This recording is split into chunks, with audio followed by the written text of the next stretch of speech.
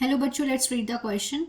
Name the flower in which pollination is carried out by bees. Explain the mechanism of collection of pollen grains in it.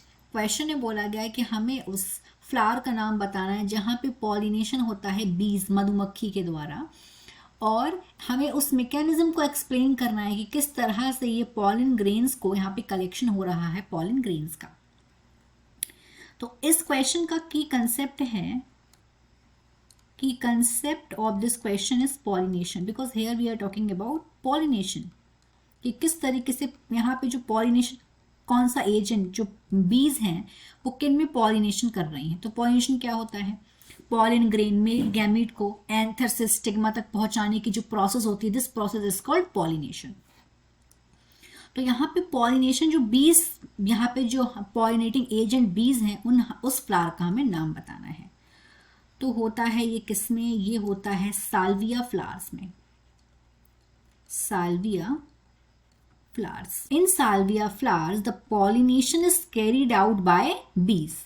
In this flower, pollination is carried out by bees. मधुमक्खियों के द्वारा यहाँ पे pollination हो रहा है. तो यहाँ पे इसके कुछ मैकेनिज्म्स हैं कि किस तरह से हो रहा है. यहाँ पे हम डिस्कस करेंगे mechanism of collection.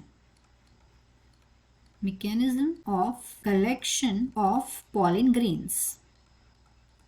pollen grains होता है परागकण. pollen grains, this is male gamete in plant in salvia. तो ये कुछ इस तरीके से होता है. हम स्टेप्स देखेंगे यहाँ पे कुछ. एंड स्टेप्स आर, सबसे पहले क्या होता है? फर्स्ट, जो मधुमक्खी है वो एंटर करती है फ्लावर में. Bee enters the flower. Bee ने एंट्री ली फ्लावर में. किसके लिए? क्यों एंट्री लेगी बीज? ये जो एंटोमोफिलस फ्लावर्स होते हैं, यहाँ पे क्या, इनमें कुछ कैरेक्टर्स होते हैं. तो ये फ्लावर के पास होता है बहुत सारा नेक्टर, जिन्हें खाने के लिए मधुमक्खी इसके अंदर जाती है. और ये क्या करती है? नेक्टर के लिए एंट्री ली इसने फ्लावर में, फिर इसने पुश किया. Pushes the sterile lower lobe of the anther. Anther के लोअर लोब को इसने पुश किया. Lower lobe of the anther. अब जब कोई चीज को पुश करेंगे तो एक जर्क आएगा. अब जब इसने पुश करा बी ने, मधुमक्खी ने, तो जो लॉन्ग कनेक्टिव मूव्स डाउन, तो जो लॉन्ग कनेक्टिव मूव होंगे वो डाउन हो जाएंगे, वो नीचे की तरफ चले जाएंगे.